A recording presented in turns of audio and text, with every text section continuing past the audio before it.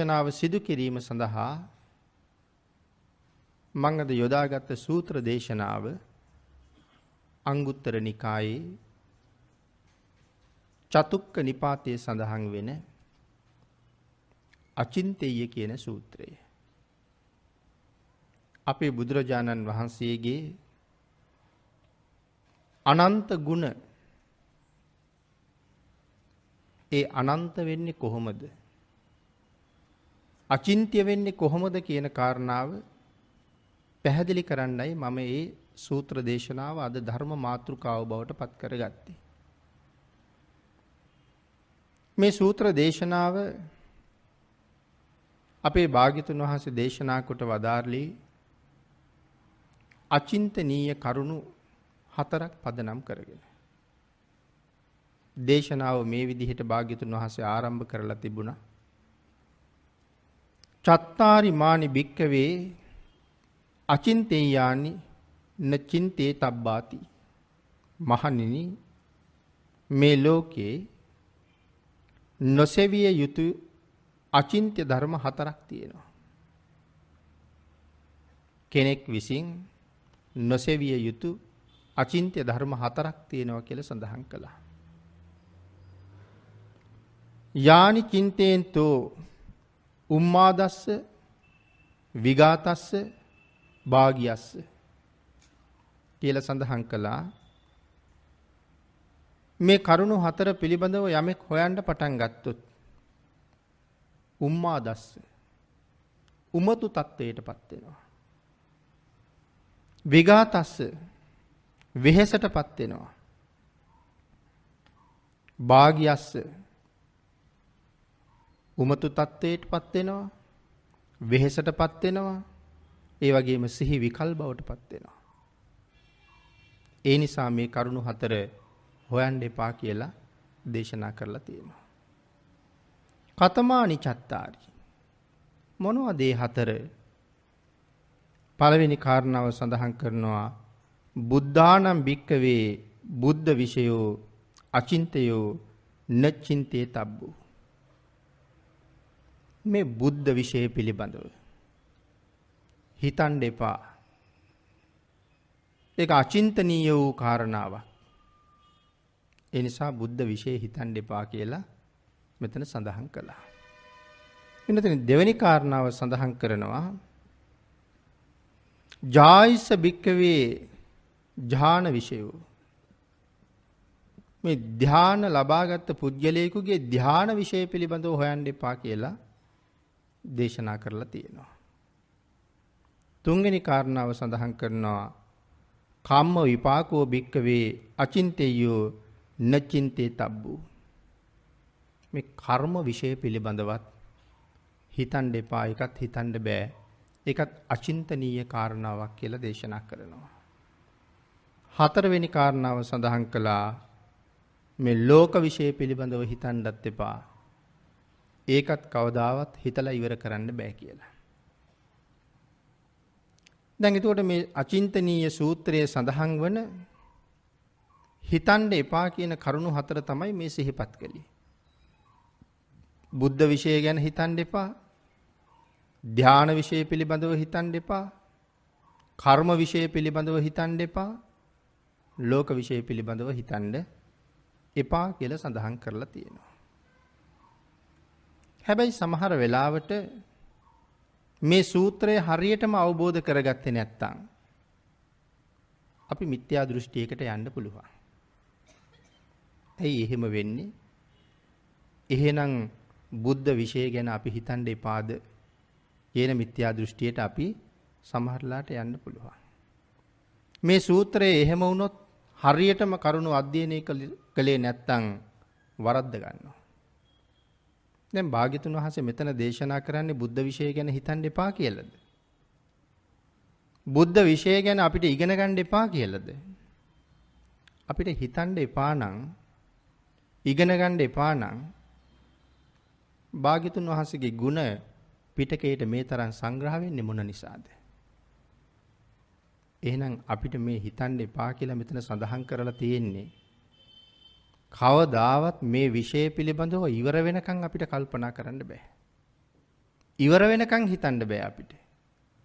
ආන් එහෙම හිතන්න පටන් ගත්තොත් කෙනෙක් ඔහු උම්මාද තත්වයටපත් වෙන්න පුළුවන්. ඔහු එහෙසටපත් වෙන්න පුළුවන්. ඒ කාරණාවයි මෙතන සඳහන් කරන්නේ ඉවර වෙනකන් හිතන්න එපා. හැබෑවටම ඉවර වෙනකන් හිතන්න ගියොත් අපි වෙහෙසටපත් වෙයිද කියන ප්‍රශ්නෙට උත්තරේ මේ දේශනාව ඇතුළෙන්ම ඔබට ලැබෙන්න පුළුවන්. මනාවම ශ්‍රවණය කළොත්. ආන් ඒ නිසා මේ බුදුරජාණන් වහන්සේගේ ගුණ හිතන්න එපා කියන කාරණාවේ අපි හිතන මට්ටමින් නෙමෙයි ඒ ගුණය ඉවර වෙනකන් හිතන්න අපිට පුළුවන්කමක් නැති බවයි මේ සඳහන් කරලා තියෙන්නේ. ඊළඟට පින්නතුනි මේ ධානලාභියෙකුගේ ධාන විශේෂ ගැන හිතන්නත් එපා කියලා මෙතන සඳහන් කරනවා. මොකද ලෞකික දැනුමක් තියෙන අපිට ඒ ධානලාභියෙක් කරන දේවල් තේරෙන්නේ නැහැ. ඒ නිසා කොහොමද ඒ දේවල් සිද්ධ වෙන්නේ කොහොමද ඒ දේවල් කෙරුවේ කියන කාරණාව අපිට නොවැටහෙන නිසායි එහෙම සඳහන් කරලා තියෙන්නේ. මේ කර්ම විශේෂ පිළිබඳව හිතන්න එපා කියලා කියහම. මේ කර්ම විශේෂ ගැන හිතන්න එපා කිව්වේ. එයත් ඒ වගේමයි. පාප කර්ම කුසල කර්ම මේ විදිහේ අකුසල් කරාම මේ විදිහේ විපාක ලැබෙනවා. මේ විදිහේ කුසල කර්ම කරාම මේ විදිහේ විපාක ලැබෙනවා. ඒ මූලික කාරණාව අපිට ඉගෙන ගන්න එපා කියලා නෙමෙයි මෙතන සඳහන් කරලා තියෙන්නේ. නමුත් සමහර වෙලාවට කෙනෙක් කරගන්න කර්මයක් සංසාර විපාක දෙන්නේ කොහොමද කියන කාරණාව අපිට තේරුම් ගන්න බෑ. ඒක හරියටම වැටහුනේ ලෞතර බුදුරජාණන් වහන්සේට විතරයි. මහරහතන් වහන්සේ නමකටවත් ඒක වැටහුන්නේ නැහැ. ඒ රහතන් වහන්සේලාට එච්චර දුර ඒ කර්මයේ සම්බන්ධයෙන් බලන්න බැරි හින්දා 80 මහා ශ්‍රාවකයන් වහන්සේ නමකට අග්‍ර ශ්‍රාවකයන් වහන්සේ නමකට යම් කර්මයක් විපාක දෙන හැටි ආපහු බලන්න පුළුවන් සීමාවක් තියෙනවා. අග්‍ර ශ්‍රාවකයන් වහන්සේට බලන්න පුළුවන් වෙන්නේ මහා කල්ප අසංඛ්‍ය 1කුත් ලක්ෂයක් විතරයි. ඒ උන්වහන්සේ පාරමිතා පුරාගෙන ආපු කාල ප්‍රමාණය ආපහු බලන්න පුළුවන්. 80 මහා ශ්‍රාවකයන් වහන්සේට බලන්න පුළුවන් වෙන්නේ මහා කල්ප ලක්ෂයක් විතරයි. එතනින් එහාටත් මේ කර්මයේ විපාක දෙනවද කියන කාරණාව උන්වහන්සේලාට වැටහෙන්නේ නැහැ. නමුත් ලෞතර බුදුරජාණන් වහන්සේට මහා කල්ප අසංඛ්‍ය අප්‍රමාණ ගණන් ආපස්සට බලන්න පුළුවන්. එහෙනම් එක කර්මයක් ඉවර වෙනකන් විපාක දෙනකොට කොයි තරම් දුරට විපාක දෙනවද කියන කාරණාව භාග්‍යතුන් වහන්සේට තරම් වැටහෙන්නේ නැහැ. එහෙනම් මහරහතන් වහන්සේ නමකට වැටහෙන තරමවත් අපිට වැටහෙන්නේ නැහැ. ආන් ඒ නිසයි සඳහන් කළේ මේ කර්ම વિશે ඉවර වෙනකන් හිතන්න පුළුවන්කමක් නැහැ කියලා සාමාන්‍ය පුද්ගලයාට. අනිත් කාරණාව ලෝක વિશે. පින්නතනේ ලෝක વિશે පිළිබඳව හිතන්න එපා කියලා මෙතන සඳහන් කරාම අපි අපේ ජීවිත කාලේ භාග්‍යතුන් වහන්සේගේ ගුණ නිතර මෙනෙහි කරනකොට භාග්‍යතුන් වහන්සේට වැටහුණ අනන්ත ලෝක ධාතුන් පිළිබඳව අවබෝධය. ඒක මහ විස්මිත අවබෝධයක්. නමුත් අපිට ඒකේ අල්ප මාත්‍රයක්වත් තේරුම් ගන්න පුළුවන්කමක් නැති නිසා ලෝක විශ්ය ගැන හිතන්න එපා කියලා දේශනා කරලා තියෙනවා. එහෙමනම් මේ කරුණු ටික අපි ටිකක් විස්තරාත්මකව සාකච්ඡා කරගනිමු. මේ ධර්ම දේශනාව පැය 5ක් පුරාවට පැවැත්වෙන නිසා. බුදුරජාණන් වහන්සේගේ අනන්ත ගුණ අපි අල්ප මාත්‍රයක්වත් දැනගන්න ඕනේ. අපේ ජීවිතේ අපිට දැනගන්න ලැබෙන්නේ අල්ප මාත්‍රයක්ම තමයි. අබමල් රේණුවක් තරම්වත් අපිට දැනගන්න වෙන්නේ නැහැ.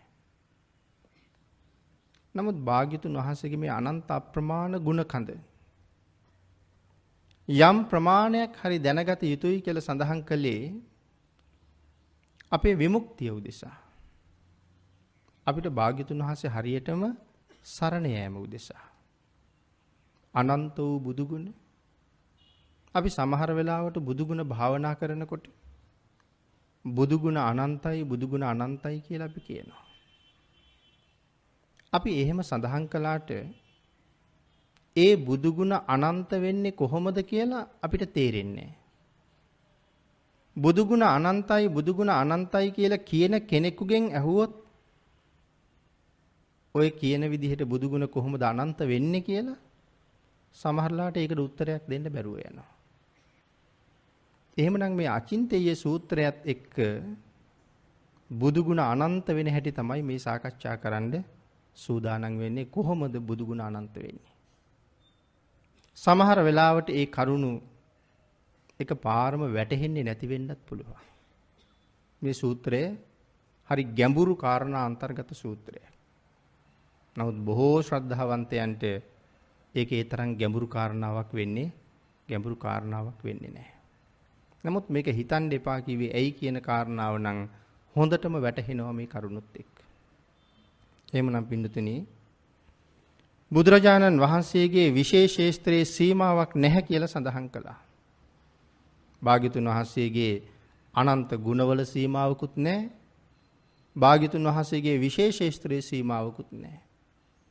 ආන්ගේ විශේෂ ශේස්ත්‍රයේ සීමාවක් නැති නිසා සබ්බඤ්ඤු හෙවත් සර්වඥ කියලා අපි භාග්‍යතුන් වහන්සේට සඳහන් කරනවා. සියල්ලම දැන අවබෝධ කරගත්ත නිසා සර්වඥයි කියලා භාග්‍යතුන් වහන්සේට සඳහන් කළා. පින්නතනේ මෙතන සඳහන් කරනවා මේ කෝටි ලක්ෂයක් සක්වලේ භාග්‍යතුන් වහන්සේගේ ආඥා ශේස්ත්‍රය නිරන්තරයෙන් භාග්‍යතුන් වහන්සේ පතුරවලයි තියෙන්නේ. කෝටි ලක්ෂයක් සක්වලක ආඥා ශේස්ත්‍රයේ පතුරවලයි තියෙන්නේ කියලා සඳහන් කරන්නේ. ලෞතුරා බුදුරජාණන් වහන්සේ නමකගේ බුද්ධ රාජ්‍ය සක්වලවල් කෝටි ලක්ෂයකින් සමන්විත වෙනවා. එතකොට සක්වලක් කියලා කියන්නේ මොකක්ද? පින්නතනේ සක්වලක් කියලා කියන්නේ ලෝක 31කට බ්‍රහ්ම ලෝක 20ක් තියෙනවා. රූප සහිත බ්‍රහ්ම ලෝක 16ක්, අරූපතල 4ක්. දිව්‍ය ලෝක 6ක් තියෙනවා. එතකොට 26යි. අපායවල 4ක් තියෙනවා. සතර අපාය හැටියට. මනුස්ස ලෝක 1ක් තියෙනවා. එතකොට ලෝක 31යි. මේ ලෝක 31ට කියනවා එක සක්වලක් කියලා. එක සක්වලකට එක ඉරක් පායනවා. එක හඳක් පායනවා. එහෙමනම් බුදුරජාණන් වහන්සේගේ ආඥා ශේස්ත්‍රය නැත්නම් බුද්ධ රාජ්‍ය සක්වලවල් කෝටි ලක්ෂයක්. මේ සක්වලවල් කෝටි ලක්ෂයේ ඇතුලේ තවත් ලෝක තියෙනවා. මොනවද තවත් තියෙන ලෝක? අපේ පින්නතුන් අහලා තියෙනවද ලෝකාන්තරික මහනිරය කියලා නිරයක් පිළිබඳව? සක්වලවල් 4ක් එකතු වෙන තැන. යොදුන් 8000ක භූමියක් හිස්ව ඉතුරු වෙනවා කියලා සඳහන් කරනවා. සක්වලක් යම් ප්‍රමාණයක රවුම් හැඩයකින් යුක්ත බව අපි දන්නවා. එතකොට මේ මදක් රවුම් වස්තුන් 3ක් එකට එකතු වෙනකොට එතන මැද්දේ ඉඩක් ඉතුරු වෙනවා.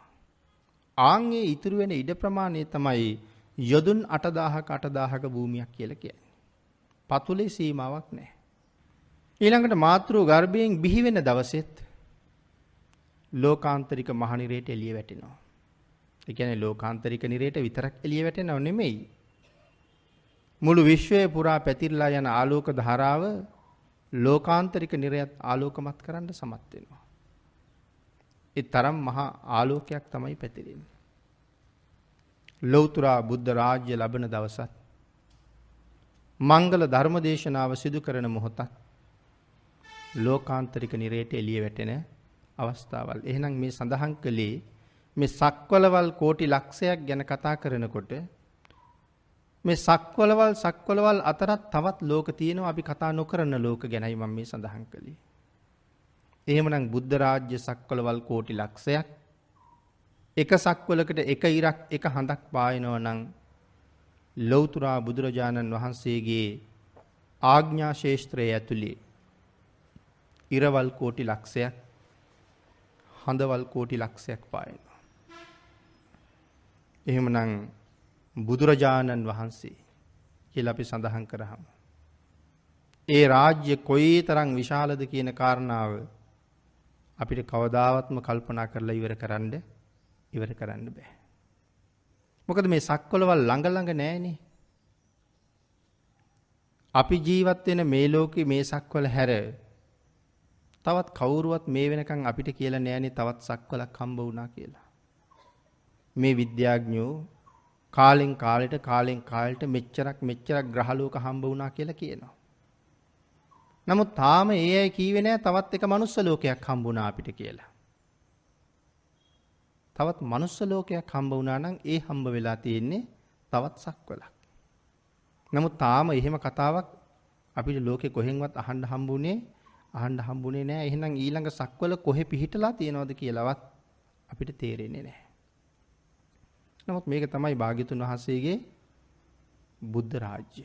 සක්වලවල් කෝටි ලක්ෂයක්. ඊළඟට පින්නතුනි සඳහන් කරනවා බුදු පියාණන් වහන්සේ එක අවස්ථාවක දේශනා කළා මේ කෝටි ලක්ෂයක් සක්වල සියලු දෙනාම භාග්‍යතුන් වහන්සේගේ ආඥාව පිළිපදිනවා කියලා. පිළිපදින්න ඕනේ කියලා. ඒක ආඥාවක්. සඳහන් කළා විශේෂ අදිෂ්ඨානයක් නොකර භාග්‍යතුන් වහන්සේ කරන ප්‍රකාශයක් මේ කෝටි ලක්ෂයක් සක්වල පුරාම පැතිරෙනවා කියලා. විශේෂ අදිෂ්ඨානයක් නොකර කරන ප්‍රකාශයක්.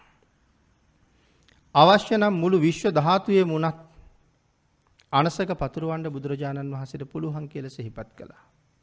ඒ කියන්නේ මේ කෝටි ලක්ෂයක් සක්වලේ ඔබට තියෙන අනිත් අසංඛ්‍ය ගණන් අප්‍රමාණ තරම් සක්වලවල් පුරාවට අනසක පතුරවන්නත් පුළුවන් විශේෂ අධිෂ්ඨානයක් කරලා.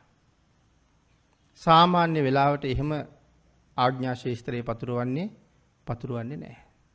හේතුව මේ කෝටි ලක්ෂයක් සක්වලින් එහා පැත්තේ අපි මේ කතා කරන මොහොතේ තවත් ලෞතර බුදුරජාණන් වහන්සේ නමක් වැඩ ඉන්නවා වෙන්න පුළුවන්.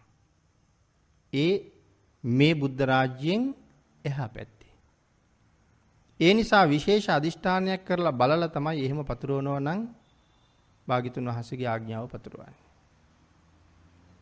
එහෙම මේ කෝටි ලක්ෂයක් සක්වලෙන් එහා පැත්තේ තවත් බුදුරජාණන් වහන්සේලා වැඩ ඉන්න පුළුවන් කියන කාරණාව අපේ භාග්‍යතුන් වහන්සේම අපිට තහවුරු කරවපු තැනක් තියෙනවා. මං හිතනවා හුඟක් දෙනාට මතකයි කියලා. මහා සමය සූත්‍රයේ දේශනා කරන වෙලාවේ දෙවියන් බුදුරජාණන් වහන්සේගෙන් ප්‍රශ්න අහන්න ලෑස්ති වෙලා ඉන්නවා. නමුත් දෙවියෝ කල්පනා කළා සමහර දෙවිවරු ලොකු දෙවිවරු බුදුරජාණන් වහන්සේ මුණ ගැහිලා කතා බහ කරලා ප්‍රශ්න අහයි. නමුත් ඉතින් සාමාන්‍ය දෙවියෝ වෙච්ච අපිට එහෙම ප්‍රශ්න අහන්න ළඟට යන්න අවස්ථාවක් හම්බ වෙන්නේ නැති වෙයි කියලා. මේ දෙවියෝ එහෙම හිතන වෙලාවෙම තමයි බුදුරජාණන් වහන්සේ මේ රැස් වෙලා ඉන්න අප්‍රමාණ දෙවියන්ගේ සිතුවිලි මොනවද කියලා බැලුවේ. කොච්චර දෙවියෝ රැස් වුණාද? මේ සක්වලට රැස් වෙච්ච දෙවියන්ගේ ප්‍රමාණය. වෙනතන සඳහන් කළා ඉදිකටු සිදුරක් ඇතුලේ දෙවියෝ 60ක් බැහැලා හිටියා කියලා. ඒ බුදුරජාණන් වහන්සේගෙන් ඈතට යනකොට. ඒ තරම් දෙවියන්ගෙන් පිරුණා. නමුත් දෙවියන්ගේ සිතුවිල්ල හරියට දෙවියෝ හිතනවත් එක්කම භාග්‍යතුන් වහන්සේ බැලුවා. ඒ කාරණාව සිහිපත් කරනවා. ඔවුන්ගේ සිතුවිල්ල හරියට හෘද මාංශය අතින් අල්ලනවා වගේ හිතනකොටම භාග්‍යතුන් වහන්සේ අල්ලගත්තා කියලා. ඒ නිසා බුදුරජාණන් වහන්සේ කල්පනා කළා මේ දෙවියන්ගේ ප්‍රශ්න වලට ඍජුවම පිළිතුරු දෙනවට වඩා තවත් බුදුරජාණන් වහන්සේ නමක් වැඩ හිටියොත් භාග්‍යතුන් වහන්සේගේ සිතුවිලි වල හැටියටම මේ ප්‍රශ්න වලට උත්තර සපයන්න පුළුවන්. ආන් එහෙම බුදුරජාණන් වහන්සේ නමක් වැඩමව ගන්න.